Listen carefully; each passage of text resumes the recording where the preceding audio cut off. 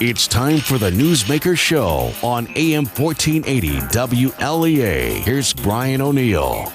On this Monday, glad to have with us in segment 1 Assemblyman Joe Giglio, State Senator Kathy Young. Coming up in segment 2, first off, welcoming Assemblyman Joe Giglio, who represents parts of both Steuben and Allegheny County and other counties as well. Thanks for joining us, Assemblyman. Oh, you're welcome, Brian. Thanks for having me. First thing I wanted to ask you about is the sentencing up to a decade or a little bit more, 10 to 12 years for former Democrat Assembly Speaker Sheldon Silver. Your thoughts there? Well, you know, when you look at it as a whole, in the 20 years of the fact that he was Speaker and the things that he did while he was Speaker, besides the thefts and everything else that he's just been convicted of, what they failed to talk about is how he pretty much destroyed the Assembly as a free body and dictated over it like he was Lord of the Manor. What really bothers me is he took the majority and used it as a sledgehammer, but at the same time, he took power away from his own members and consolidated it for himself. So when you start there, God can only calculate the damage that he did to the state of New York during that time. The fact that he is bankrupt of any morals is amazing to me because, you know, I can't believe people didn't see it. Which brings me to the next question. Did you know that Silver was up to all that he was accused of? Did you know that was going on? What we did know, no, we did not know exactly what was going on, but what we did know is that he was of counsel to Weiss Luxembourg, and that he would not say what he was doing or how much he was making, and that we kept pounding on that to find out what exactly do you do for your money and how much are you making. And they kept dodging it and using rules or moving rules back, even the disclosure rules, so he wouldn't have to say it. And we kept asking and asking and asking, how much are you making? What are you doing for this money? We went as far as to ask for billable hours. Exactly what are you doing here? And he would never say. He would just, use his typical dodge. Then we'll go to the slush fund that he had total control over, the one he used for the doctor to give him money in the health for the health department and for those studies, and then take that money back according to the courts. We kept saying nobody should have a slush fund. Nobody should have a fund where they are the sole control over it. And we kept talking about that, too. We just couldn't get anybody to listen. They were afraid of him because of what he had consolidated his power. And when somebody on his own side stood up to him, he made sure their lives were made miserable, and then they would eventually lose and leave. So those are the things that we kept pointing out and pointing out and pointing out. And I've been pointing them out since the day I got there, and he had already been into his reign for well over 10 years, I think. So the fact of the matter is we kept pointing it out. We didn't have the specifics that Preet Bharara uncovered during his investigation, but we knew that there was no way that that any one person should have such total control as he did. And with that control, he basically took apart the legislature and made sure his was the only voice heard in his own majority, which to me is one of the biggest crimes. And the damage that he did to New York over that period of time, like I said, it's yet to be calculated, and I don't know if you can. Carl Heastie, is there any difference between Carl Heastie and Sheldon Silver, Carl Heastie being the new Democrat Assembly Speaker? Any difference between Silver and Heastie as far as like an Assemblyman Joe Giglio, who represents towns like Greenwood and Alfred? Is Assemblyman Joe Giglio able to get his legislation in front of Carl Heastie any better than Assemblyman Giglio, you were able to get it in front of Sheldon Silver? Yeah, well, with Assemblyman Heastie, he is much more accessible. He is out on the floor. You have an opportunity to talk to him one-on-one, much more than you ever did with Sheldon Silver. Sometimes I think that our side is able to reach out to them a little bit quicker than their own side. But the fact of the matter is he's kind of opened things up, not anywhere near that we want. We keep pushing for more and more reforms. This year we put through a whole package of reforms to vote on. They voted them down. We wanted them on record voting them down because we keep saying again, we can't keep screaming into the darkness. We need the good government groups to be watching. We need the press. We need the media to be watching. We need to hold their feet to the fire, and we continually do that. And until you change the rules, totally change the rules, and don't have power concentrated in just one person like there is now. I mean, some of the things we tried to do, Brian, is allow 1, 2, 3 bills to get to the floor, as long as they meet constitutional muster without the Speaker's approval. We've also tried to limit the time of you can stay as a speaker or as a leader in our House, and that way that you don't have 20 years of one person doing what they've done. So we wanted to put term limits on leadership. We want term limits on on chairman of committees. We want term limits that way so that there is a chance for everybody to get a chance to do those kind of things, and there is not a chance to happen again what happened under the previous speaker with a total consolidation of power, and then in effect, doing what he did to his own majority. I've heard you, Assemblyman Giglio, and everybody going back to State Senator George Winter years ago, talking about how difficult it was, Jim Bacallis talking about how difficult it was to get anything done under Assembly Speaker Sheldon Silver. I think that this is something, let's say you live in Hornell or Canisteo or someplace. It doesn't affect you directly, but let's say that someone in your life is suffering from heroin addiction, and Assemblyman Joe Giglio is trying to get a law passed on that. Now, I don't know how Silver was on issues like that, but whatever the issue, you're hoping that a law is, or for some money for your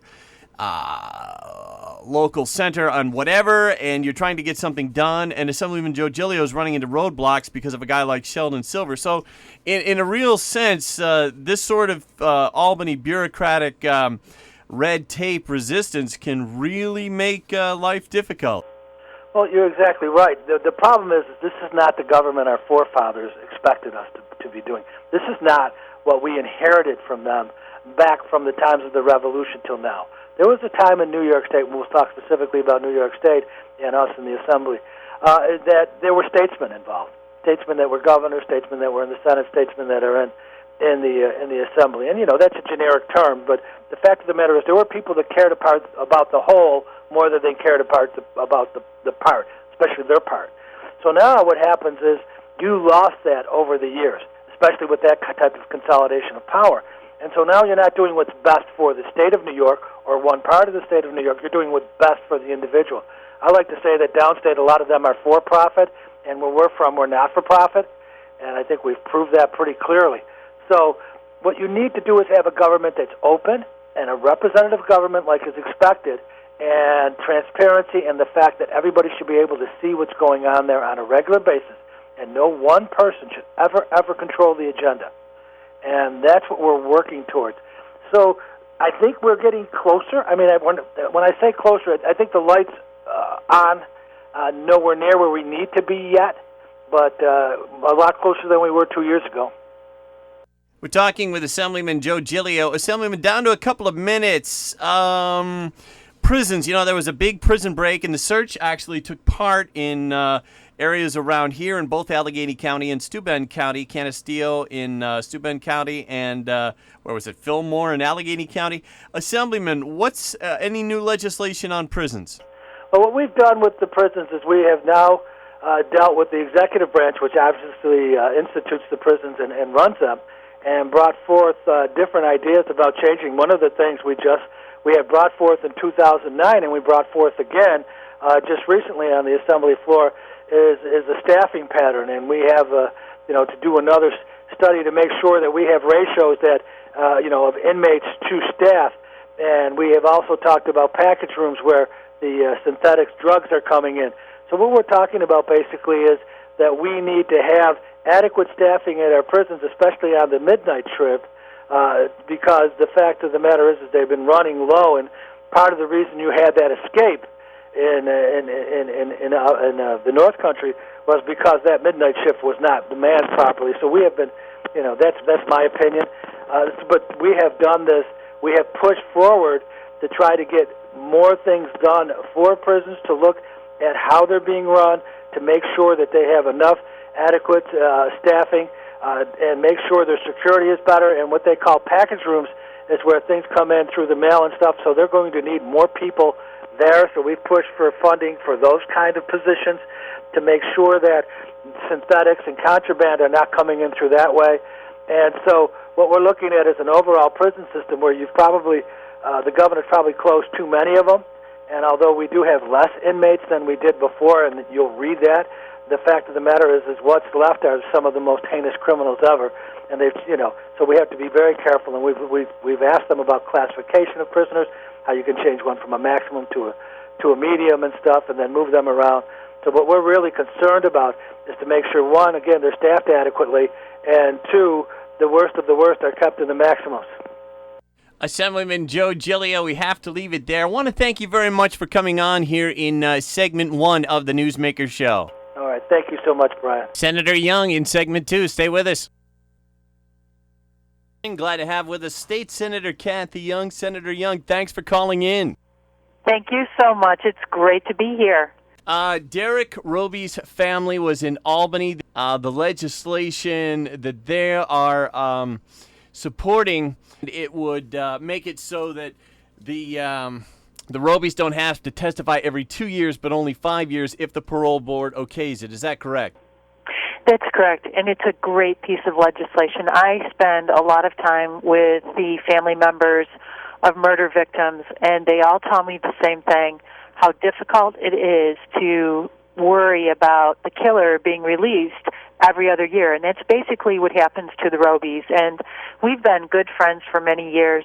We all remember the tragedy when their 4-year-old son, Derek, was brutally murdered. And it's hard to believe it was as long ago as 1993, but it was. And when I was fighting so hard to pass Penny's Law, which actually increased penalties and length of sentence for juveniles convicted of second-degree murder, and it was based on the murder case of Penny Brown from Salamanca, who was raped and murdered on Mother's Day in 1999 as she went for an afternoon jog on a recreational trail near her house in Salamanca. We pushed for longer sentences for juvenile murderers, and we would go and have press conferences in the Capitol, across the state, and the Robys were wonderful. They were instrumental in getting Penny's Law passed because their strength in numbers, and they joined on with Penny Brown's family. They joined on with murder victim Jennifer Bolender's family out of Niagara Falls, another terrible murder case, 16-year-old who was brutally murdered by 14 and 15-year-old brothers and a 19-year-old. But all the families got together and said, enough is enough. We are going to increase the sentencing for juvenile murderers, and we got it done. Now the Robys still care. They do this in honor and memory of Derek, and they want to help other families not have to go through the trauma of worrying about whether the killer is going to be released. And so basically it would change it from every other year to 5 years. Senator Young, how about your legislation which authorizes use of closed-circuit TV for testimony of domestic victim witnesses in a trial? You know, this is another very important piece of legislation, and I've dedicated it in honor of Shannon Pepper from Cuba, New York, who was one of the worst domestic violence cases ever seen locally, and she was beaten within not even an inch of her life, maybe an eighth of an inch of her life. It was that close. And after she recovered, she devoted herself to helping other domestic violence victims. Unfortunately, she died in a house fire, and her parents have been very active and vocal. And this piece of legislation, which I sponsor, would allow victims of domestic violence to be able to testify in court via closed-circuit TV. Now, right now in New York State, this option is available to child victims, and we all know with domestic violence victims to face their abuser in court is extraordinarily difficult, and oftentimes, as a result, the abusers get off. This will increase the fact that people will be convicted more. It'll keep people safer, and it'll be a deterrent, and it'll help the victims. And so we've passed that. It passed with a great deal of support in the Senate, and I'm really hopeful that the Assembly will pass it also.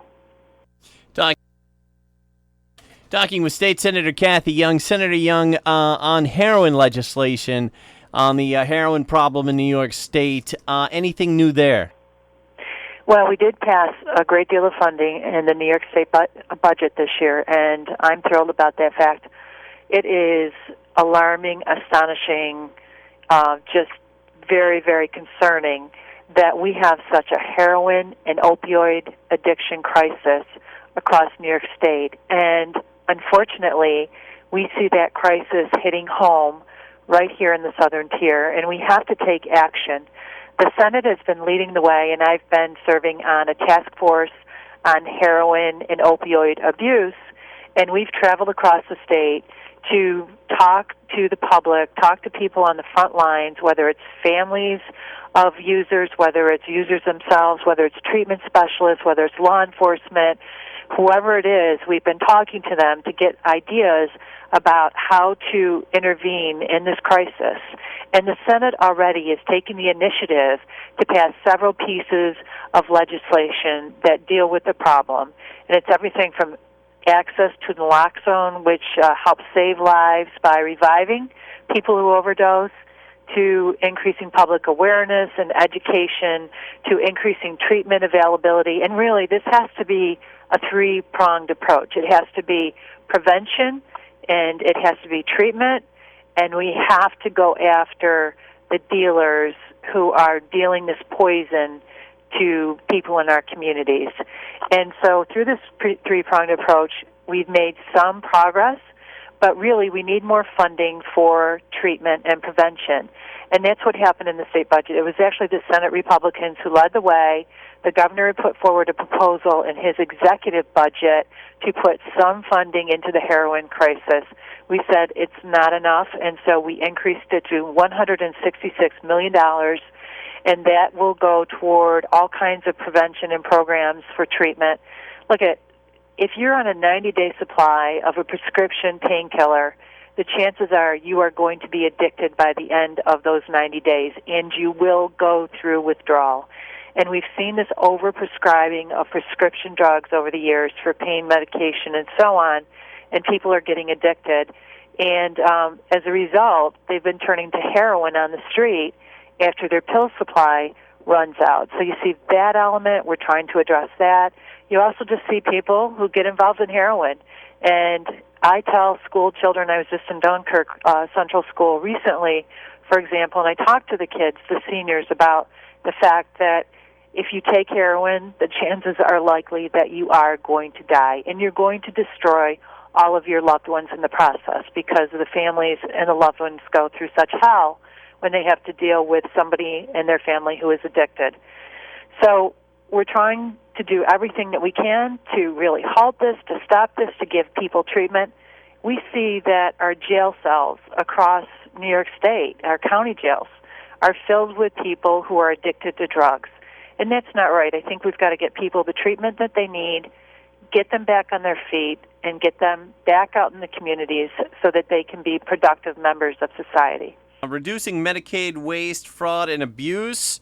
And we pushed very hard. Now, I sponsor many bills to reform welfare, and whether it's drug testing for people who receive welfare benefits, whether it's more welfare to work programs and making them more effective.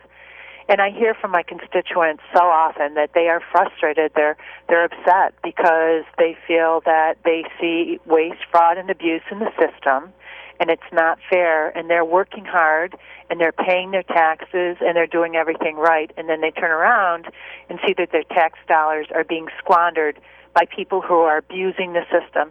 And every time somebody abuses the Medicaid or the welfare system, what happens is that it takes away resources from the truly needy, and then it hurts other programs such as education, such as health care, and so on, because dollars are being wasted.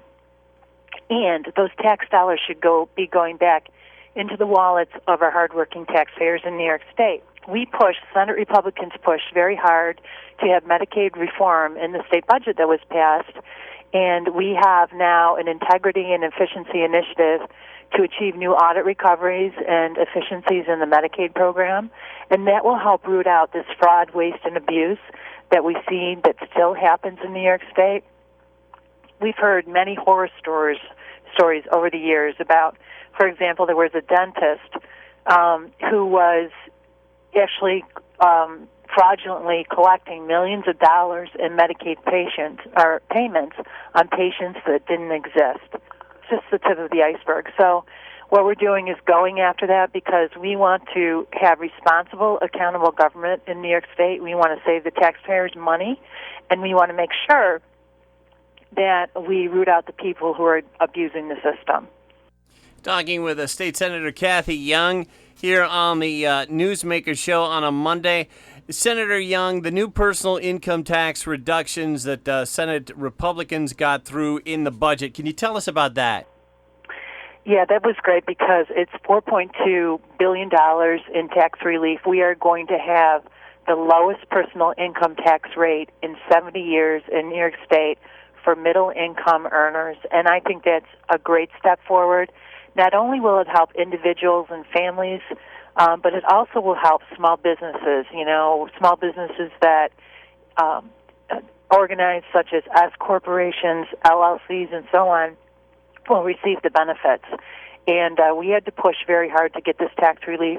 On top of it, we were able to continue the STAR program, which is so important to property tax relief. We know that Enhanced STAR helps many senior citizens, for example, to be able to afford to stay in their homes. And we also pushed for tax relief for agriculture farmers. Over the past couple of years, we've gotten significant tax relief for small businesses and for manufacturers. And this is all part of the package because we have to make New York State a more affordable place to live, work, and do business. And that's why we work so hard in the budget process to achieve this result. And but you know what? Our job isn't done because we still have a tax burden in New York State that needs to be addressed. And so we've made progress.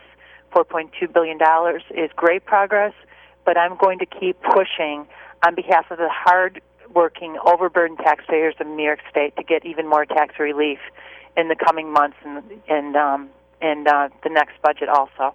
State Senator Kathy Young is our guest today. One thing that the budget addressed also is the ethics reform, taking away pensions from corrupt officials and term limits. Well, the Senate Republicans have passed two major initiatives regarding ethics, and one is to strip the public pensions of government officials who are convicted of crimes related to their government service. And that's the right thing to do. We have passed this. It would have to actually be put forward to the voters in a referendum. I believe that if the voters get to vote on this measure, it will pass overwhelmingly. And so we had an agreement with the Assembly Speaker and the Governor, and that was to strip the pensions of elected officials. And we passed it in the Senate. And now the Assembly refuses to take action. They actually went back on this pension stripping initiative, and I think that's a shame that they've done this. We are going to keep pushing to get this passed all the way. I'm hoping before the end of session that we can put enough pressure on the Assembly to get them back on board, but this absolutely needs to happen. And I think it would be a deterrent to those public officials who abuse their offices and commit crimes.